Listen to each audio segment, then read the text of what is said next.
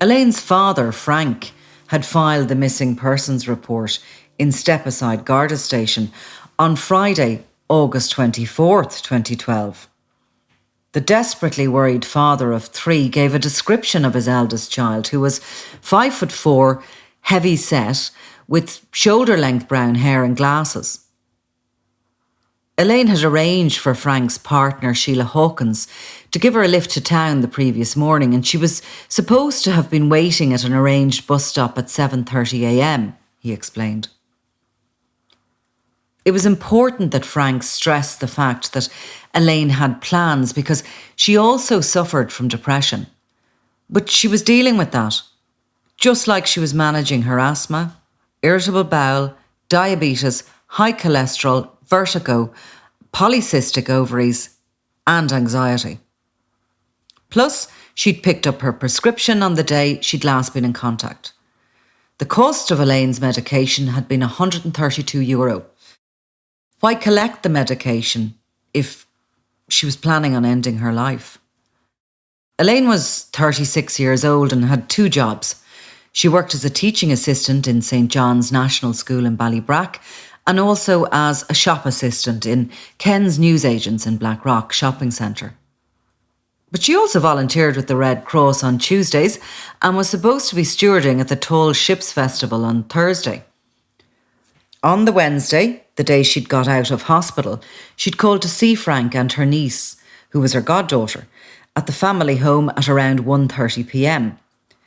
They'd visited the graveyard in Shangana where Elaine's mother was buried, and then had gone back to Frank's house for ice cream.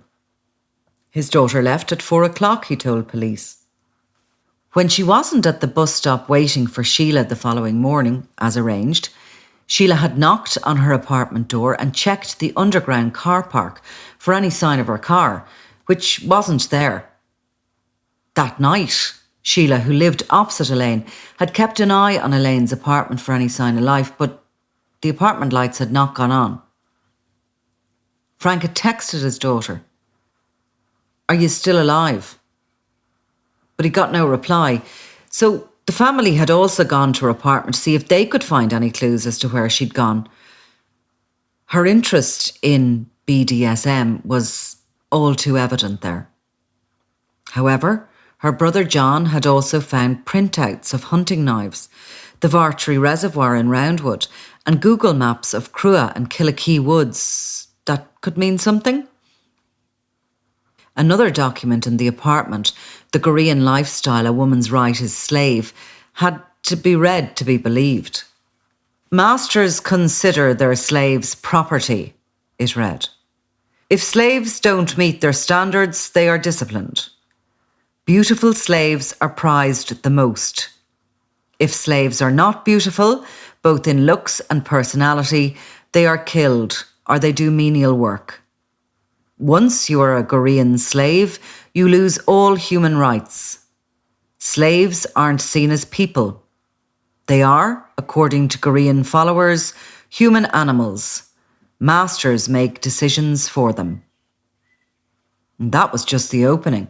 It also described the need to brand women and to degrade them. So, although Elaine had been released from psychiatric care the day before she went missing, it looked like something had happened. Detective Garda Ulton Sherlock from Shankill Station went to Elaine's apartment to carry out a search. He found heavy metal chains on her bedside locker and a PVC dress, a gas mask and a rope. CCTV from her apartment complex would show that she'd left at 5:05 p.m. with a phone in her hand, although her iPhone was still in her apartment. Elaine's blue Fiat Punto turned up on the avenue beside Shangana Cemetery car park, close to the coast. A jogger would remember her asking for directions to a footbridge, which led to a lane and onto the Strand. A witness would recall a woman who matched Elaine's description, crying at a grave.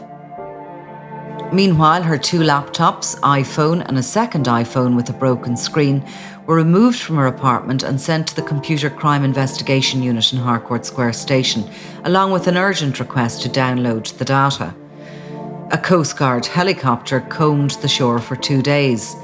Her devices remained in the CCIU until 13 months later.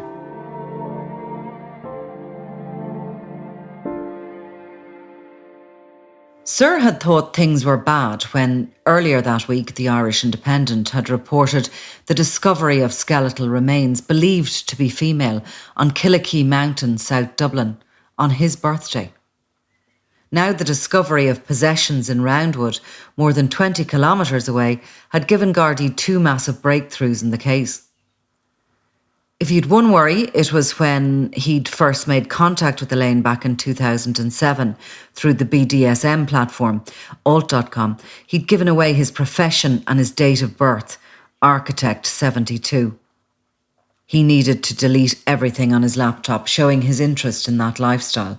And that meant getting rid of It Was Just So Hot Walking Along Grafton Street, written in May 2005, about a woman walking around St. Stephen's Green in Dublin city centre who is approached by a man who grabs her by the throat and drags her into the undergrowth, where he rapes her both vaginally and anally, while a knife pressed to her throat draws blood.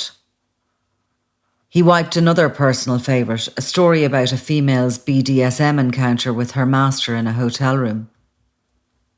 He got rid of the 8 movie files kept in the same folder, titled First Stabbing, Second, Third Stabbing, After Third Stabbing, Pre-Fifth Stabbing, Fifth Stabbing, Sixth Stabbing, and Fake Stabbing.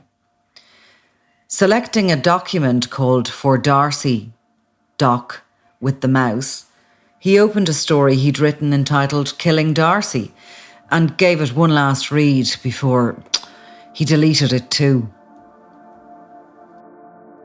Months had gone by and soon the day would finally arrive.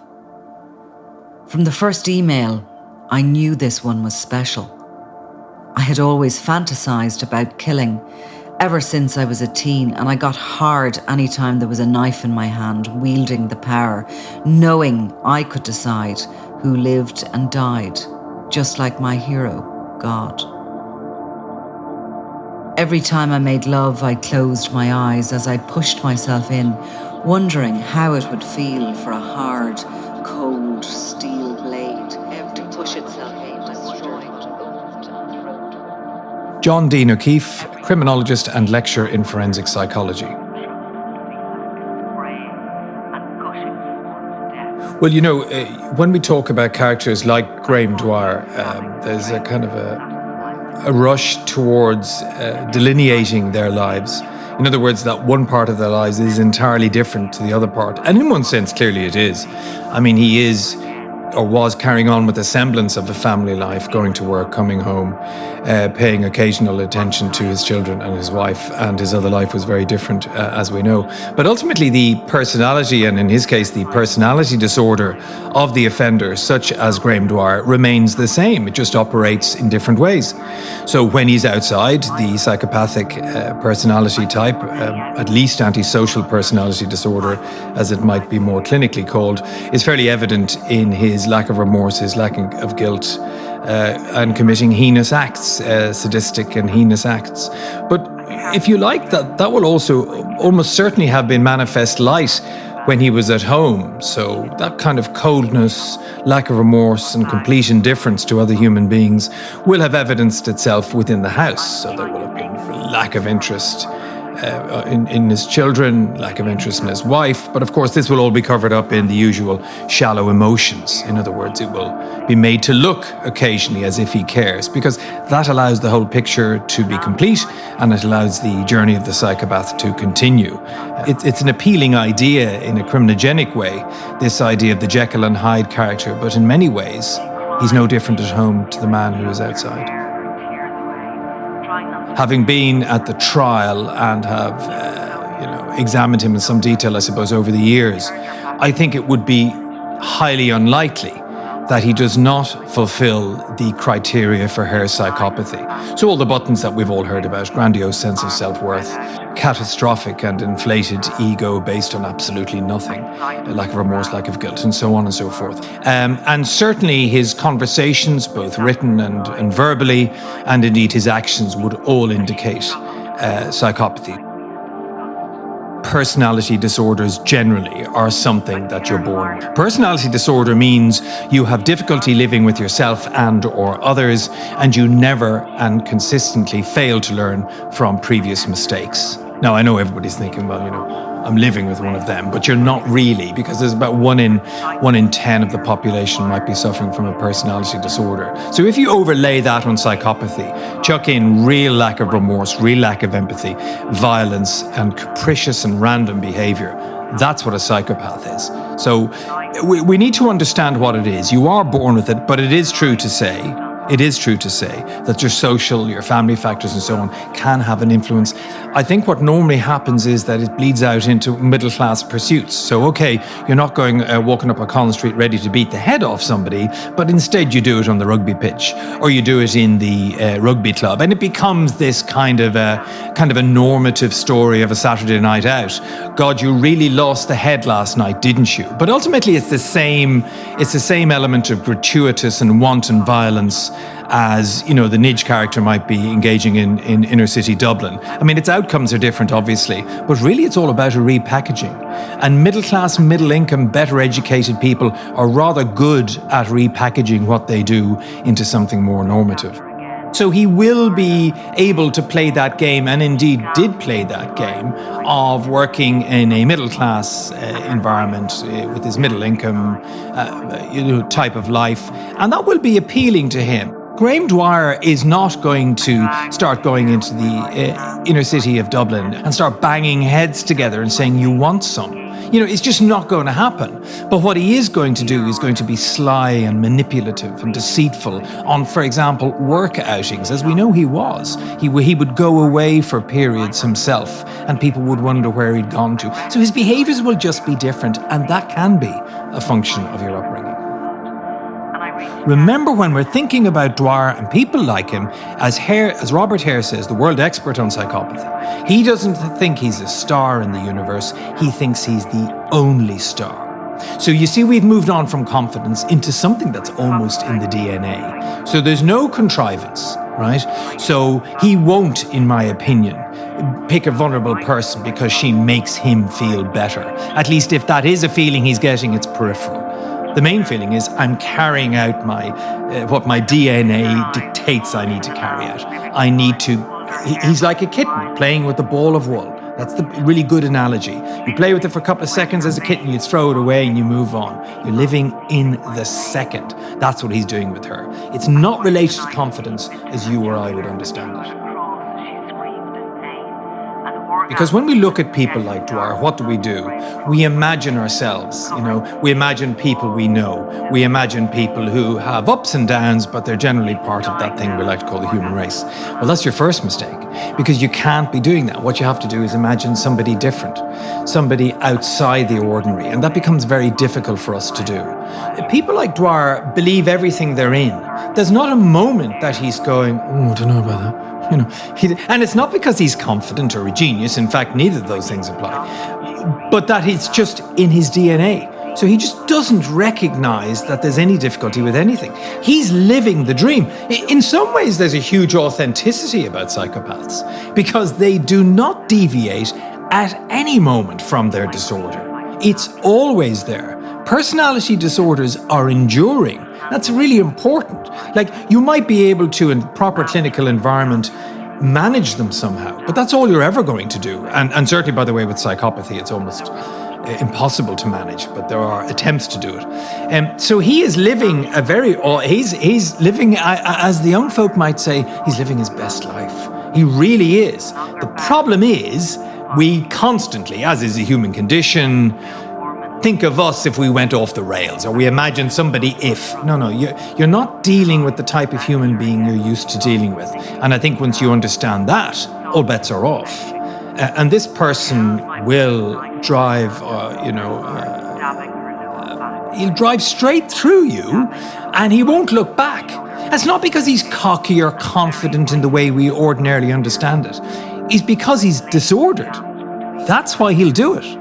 So none of the anchor points that we have in life, that more normative human beings have in life, none of them will Graham Dwyer have. People are generally genuine in their emotions. I mean, you mightn't agree with them, you might hate them, all those other things, but you know what they're saying is authentic. That's probably a better way to put it. And it's the lack of authenticity we see in Dwyer and people like Dwyer that makes people like yourself go, I didn't do myself go, there's something just not right there. Into my car. It was a short drive to the spot where I had prepared her grave, a place I would visit many times and ask forgiveness for what I had done.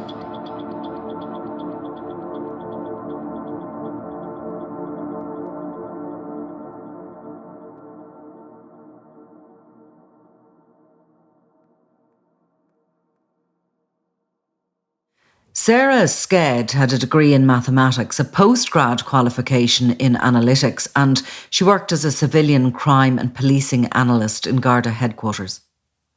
She'd been tasked with helping to identify the psychopath who the victim, Elaine O'Hara, was calling Sir in text message exchanges.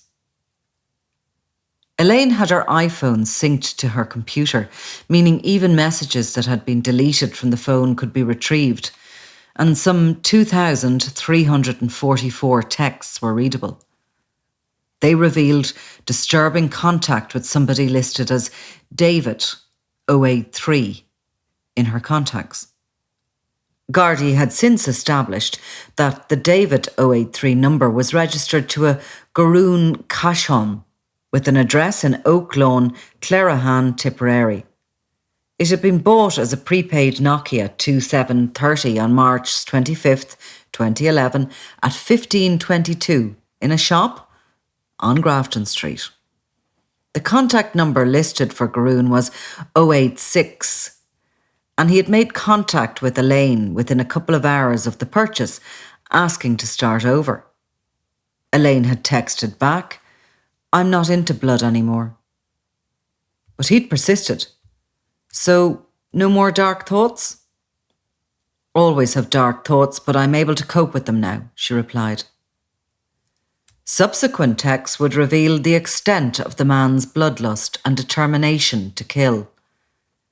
He would at various times offer to give Elaine a baby in return for her helping him lure a victim to her death. At one point, he'd suggested an estate agent, a prostitute, or an Asian woman who lived in Elaine's block and whose remains he plotted to carry out in a suitcase. "What I want from you regarding the stabbing: 1, be enthusiastic and encourage me. After all, it saves you from getting stabbed if it's someone else. 2, think of places it might be easy to do it. 3, work on the details of my ideas. 4, prepare yourself for taking part. I might enjoy holding her down and watch you stab her a bit. 5, outdoor locations: woods, parks, graveyards. 6, indoor locations: empty house, prostitute's apartment, your apartment, a car. Think." Each time Elaine refused, he would tell her that she'd have to die instead. Her choice was to let him kill her or to help him find a victim. "You will never kill me against my will. You've left too much evidence in my place. I'm not going to clean," she texted in a rare show of defiance. "Looking forward to seeing your research on finding me a victim," he later persisted. "What the hell do you think I'm doing?" she texted back. "Not doing it. Research to hell. No play, no research." The onslaught of manipulation, lies and terror tactics were relentless, though. Sarah focused on the cell analysis, showing which masks the Garún/David/Sir phone was pinging off and when. She believed, based on the activity, that the user was someone who lived in South Dublin and worked in the South City Centre, but so did a lot of people. The phone also had links to a water-damaged Nokia, which had been found by members of the Sub-Aqua team in a follow-up search of the reservoir, along with a pair of glasses belonging to Elaine and more bondage gear. The SIM inside 086 had been cleaned and dried out. It had only one contact listed in its directory, another 086, and saved under the name of Master. Some texts could be retrieved and their contents suggested that Garun/David/Sir owned it too. The master number was listed in Elaine's iPhone as David S2. The two Nokias were purchased in the same Grafton Street store that Garun had purchased his device on the 30th of November 2011. Sarah honed in on a date, July 4th, 2012, when the master phone was pinging off masts in Galway and Dublin within the space of 2 hours 11 minutes.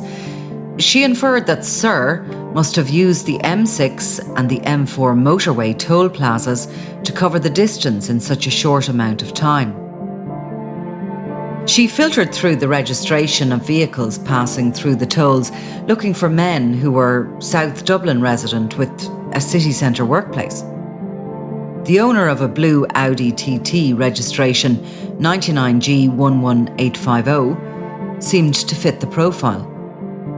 His name was Graham Dwyer.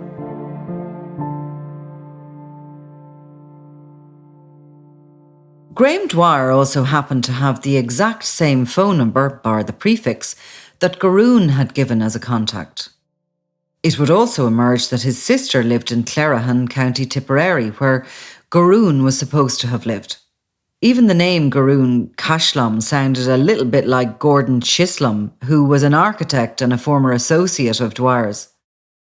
Dwyer's work phone and 087 number was analysed. It had been pinging off the same cell sites as the Garun and Master phones from Limerick to Donegal. On the day before Elaine disappeared, Dwyer's work phone was on Killikee Mountain. And the coincidences didn't stop there.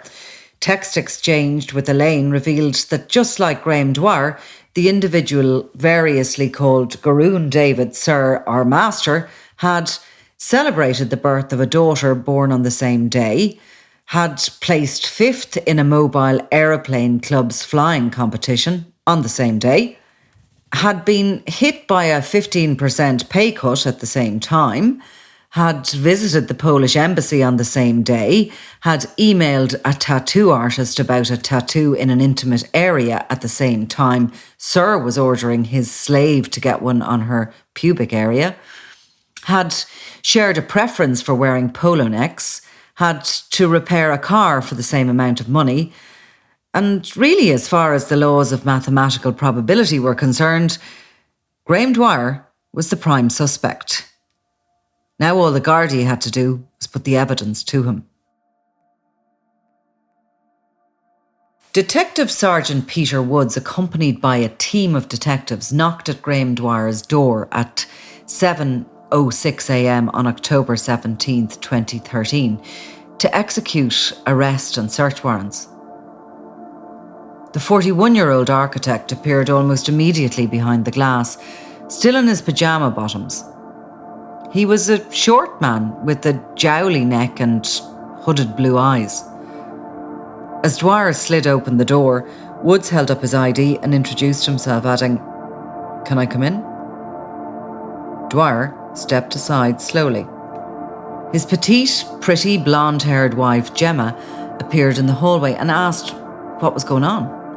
She was advised she would have to leave with the children as the house was about to be searched, and she was very taken aback. "I'm arresting you on suspicion of the murder of Elaine O'Hara," Wood said. In a pronounced South Dublin accent, the Cork man complained that he couldn't afford a solicitor when Woods advised him that he'd need one. And later, in Blackrock Garda Station, the member on duty, DS Gordon Wolfe, opened a custody record as per the treatment of persons in custody regulations. It was 7:41 a.m. Wolfe took details of Dwyer's name, his address, his phone number, and then asked him if he'd any nicknames. "Smiler," Dwyer responded, staring. Date of birth, Wolfe asked. 13th of the 9th, 72. Height, 5'10". It was D.S. Wolfe's turn to stare in surprise. Later in the interview room, Dwyer appeared more concerned that the newspapers might say architect arrested for murder, instead of mentioning the charges he was facing. "You've big decisions to make," Woods replied. "Don't make them based on your standing in the community." On the wall to Dwyer's left, 5 images of mobile phones were on display. A graph detailed their interaction. To Dwyer's right, CCTV stills showed him in Elaine's apartment block in Bellarmine Plaza on 9 separate occasions. In one of them, he could clearly be seen leaving with the black and red rucksack on his back, just like the one that had been found in the reservoir containing Elaine's belongings. In another, he was standing with Elaine O'Hara, waiting for the lift. "I'm glad I'm not murdering anyone in any of those photographs," Dwyer commented. Peter Woods asked him if he ever went onto adult websites. "I can see why you knocked on my door, that's better," Dwyer said. The same condescending attitude came through during his ongoing denials. Woods asked Dwyer what kind of films he liked to download on his phone and his computer, both of which had been seized during his arrest. "Horror," he said eventually. "I wouldn't say it was horror," Woods remarked. "Describe it to me." "Erotic horror. It's sort of art to do with horror. Please stop. I'm thinking of my wife and kids. My private life is my private life." But Dwyer's devices had revealed that he'd recently watched a woman being stabbed to death. "I'm mortified," he said. "I didn't kill anybody. I'm not guilty of any crime." Woods asked how he could get sexual pleasure from the subject matter. "I believe you're trying to shock me, to upset me," Dwyer responded. Woods read aloud excerpts from the text between Sir and Elaine. "This is really not turning me on," Dwyer said. "Do you want to check?" As Woods read the master texts about murdering Elaine in the woods, Dwyer reacted, "You said it excites me. Do I have an erection?" Woods put it to him that the DNA from a cheek cell swab had matched semen stains on Elaine's mattress, which was also punctured with multiple stab cuts. "I will not air my dirty laundry here if it's going beyond here," Dwyer said. "I think I know what's coming next. I don't want my wife hurt. I know I didn't murder anyone." D.S. Woods changed tack. Gardaí had travelled to Donegal and had interviewed Dwyer's ex-partner Emer McShay. "She wouldn't be friendly to me," the suspect said. Peter Woods read Dwyer, his former partner's statement, in which she said they'd met in college in the early 90s and that she'd given birth to their son Senan in 1992. She'd revealed that in 1994, Dwyer had confided in her that he fantasised about stabbing a woman during sex. And after that, he'd started taking a kitchen knife into their bedroom and leaving it on the floor. Some weeks later, he began holding it in his left hand during sex. "Do you want to say something?" Woods prompted. "I'd say she enjoyed that. She's delighted I'm in trouble," he said. Later, it would emerge that he'd stalked and terrorised his ex-partner in a campaign of harassment that had lasted more than a decade. "Is she telling lies about you pretending to stab someone during sex?" Woods asked. "Ask my wife." Then, equally hasty, he said, "Don't ask my wife. Please get back to the murder." Faced with the relentless forensic and circumstantial evidence piling up against him, Dwyer finally admitted how he knew Elaine. She'd some mental health problems and she wanted to be chained all the time. "What did you meet her for?" asked Woods. "I suppose I wanted to meet her because I was stuck. I was hoping to try sex, but she wasn't very attractive. She would start to describe what she wanted to do and I'd do it. She wanted to be chained up, tied up, and there came a point where she cut herself. And there was fresh blood. Now, I'm fascinated with all that, but it's not a turn-on. Was it all about power? Was that the ultimate? Woods pressed. The level 4 interrogator, the highest tier, was so skilled at eliciting information in interview situations that he lectured on techniques to new recruits in Templemore Garda Training College. No, the ultimate thing for Elaine is that she wanted to be kept all day in a cage with a bowl of water. She was scarred from head to toe, Dwyer said. Woods asked what was in it for him. It's a perfect scenario. You wouldn't have to go through all the bullshit of dating. Did she ask you to do anything else? Said Woods. At one stage she asked me if I'd kill her.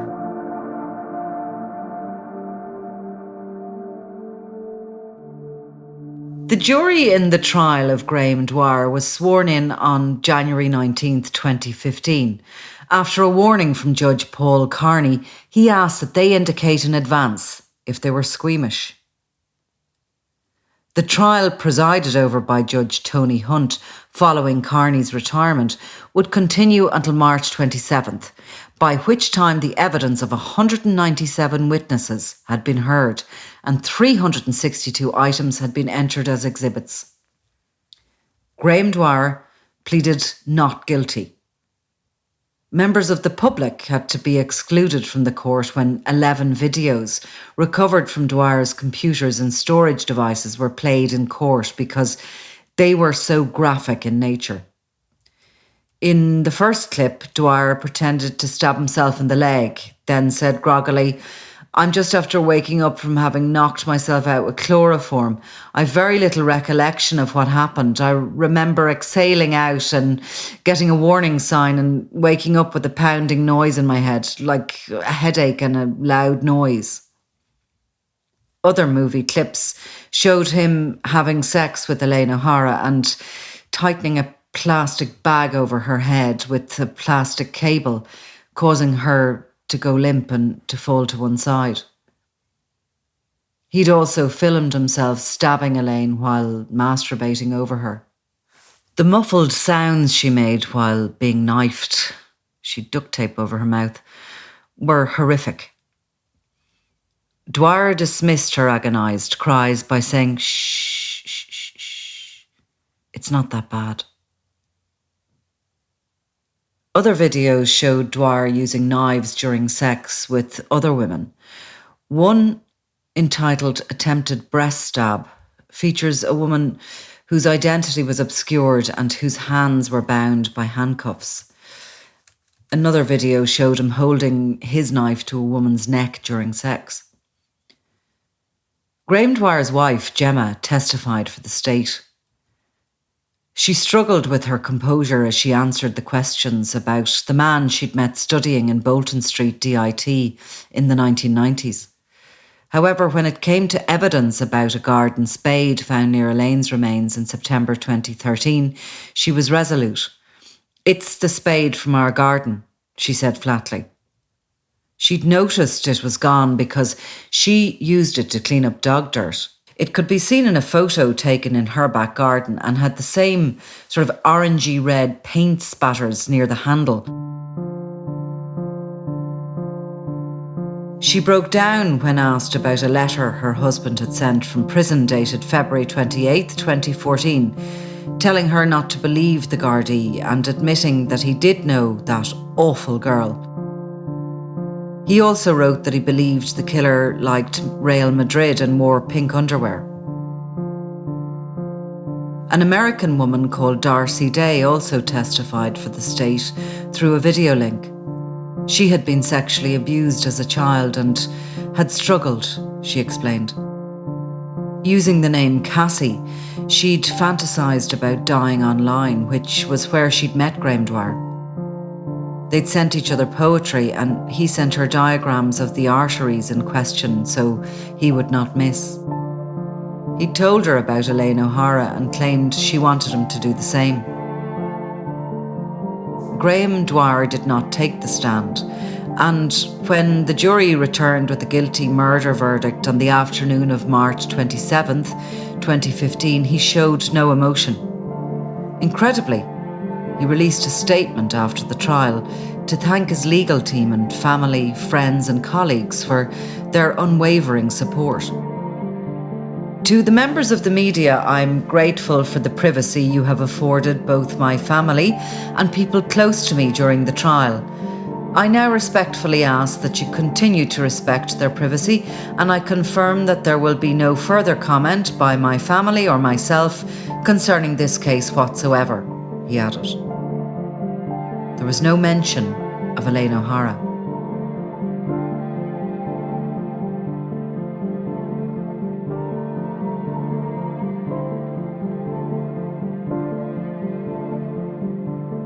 Graham Dwyer is serving out his life sentence in the Midlands prison.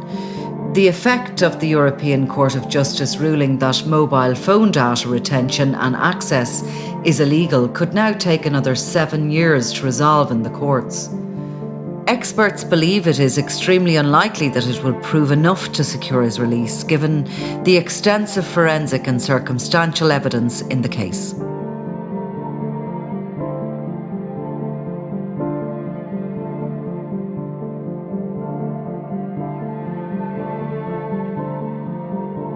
You've been listening to Crime World, a podcast from SundayWorld.com, produced by Ian Mullaney and edited by me, Nicola Tallant. If you like the podcast and love true crime, why not download the SundayWorld.com app for lots more stories from Ireland and across the globe.